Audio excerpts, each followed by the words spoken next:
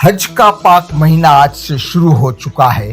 हज के लिए दुनिया भर से आए लाखों लोग मक्का में पहुंच चुके हैं, जहां वे अपने ईमान और इबादत की इस रूहानी सफर की शुरुआत कर रहे हैं। आइए बात करते हैं हज के अरकानों पर। हर साल इस्लामी कैलेंडर के जिलहज महीने में दुनिया भर से लाखों मुस्लिम सऊदी अरब के मक्का और मदीना शहर की ओर रुख करते हैं ताकि इस्लाम के पांचवें स्तंभ हज को अदा किया जा सके। यह एक ऐसा फर्ज है जो हर सक्षम मुसलमान यानी साहिब हैसियत पर जिंदगी में एक बार करना या निभाना फर्ज होता है। हज कोई आम यात्रा नहीं बल्कि सब्र, भक्ति और त्याग का प्रतीक है। इसमें शरीक होने के लिए न सिर्फ शारीरिक तैयारी की जरूरत होती है बल्कि दिल और रूह से भी इंसान को तैयार होना होता है। हज की शुरुआत होती है एहराम पहनने से। यह सफ़ेद रंग का 2 कपड़ों का एक खास लिबास होता है जिसे पहनकर सभी हाजी समानता और सादगी की मिसाल पेश करते हैं। एहराम पहनते ही हाजी लब्बैक अल्लाहुम्मा लब्बैक पढ़ते हैं, यानी एह अल्लाह मैं हाजिर हूँ। इसके बाद हाजी पहुँचते हैं मक्का मुकर्रमा, जहाँ वह काबा शरीफ का तवाफ करते हैं, यानी काबा के चारों ओर 7 बार घड़ी की उल्टी दिशा में चक्कर लगाते हैं। यह तवाफ अल्लाह के घर के प्रति इबादत और प्रेम का प्रतीक है।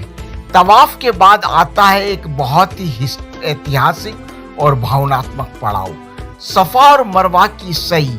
हाजी इन 2 पहाड़ियों के बीच 7 चक्कर लगाते हैं जो हजरत हाजरा अलैहिस्सलाम की याद में किए जाते हैं, जिन्होंने अपने बेटे हजरत इस्माइल के लिए पानी की तलाश में इन्हीं पहाड़ियों के बीच दौड़ लगाई थी।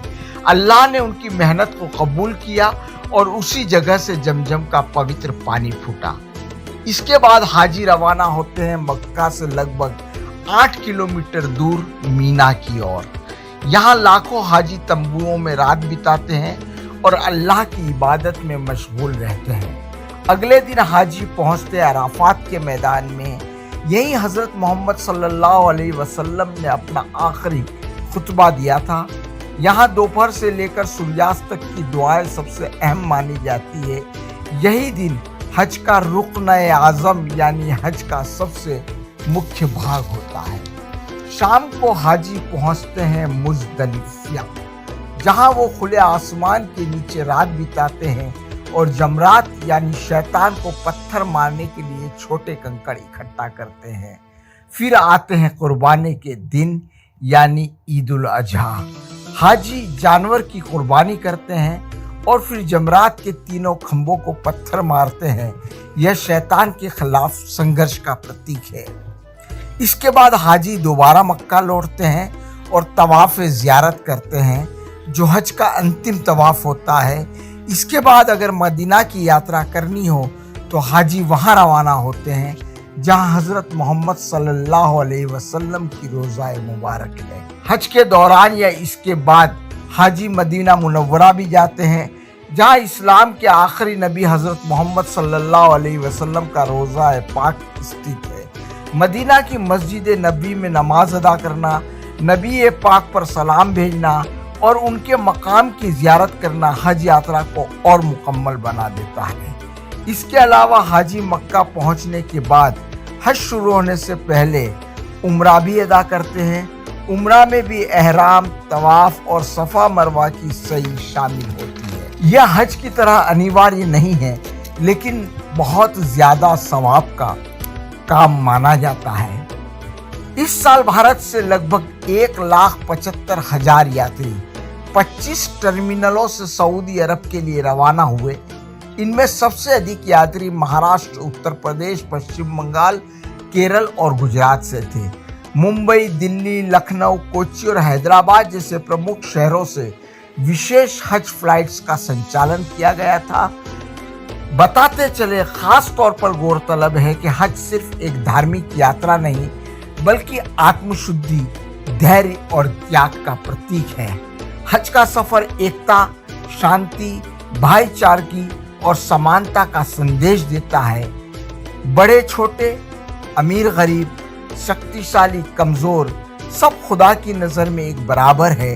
यह इंसान को सिखाता है कि जिंदगी की सच्ची राह क्या है और यह कि हम सब अल्लाह के बंदे हैं जो एक दिन उसी के पास लौटेंगे। जयराम जी, किशन काका।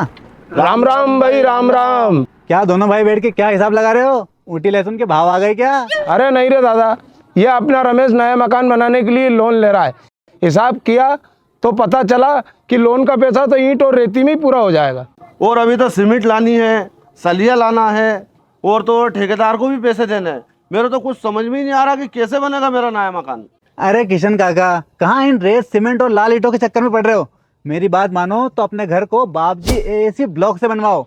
इसमें ना सीमेंट और रेत की जरूरत होती है, ना ही तराई करने की झंझट। और लाल ईंटों के मुकाबले आपका मकान काफी तेजी से बनकर तैयार हो जाएगा। इससे आपके पैसे तो बचेंगे ही, साथ ही मजबूती ऐसी कि सालों साल देखने की जरूरत नहीं।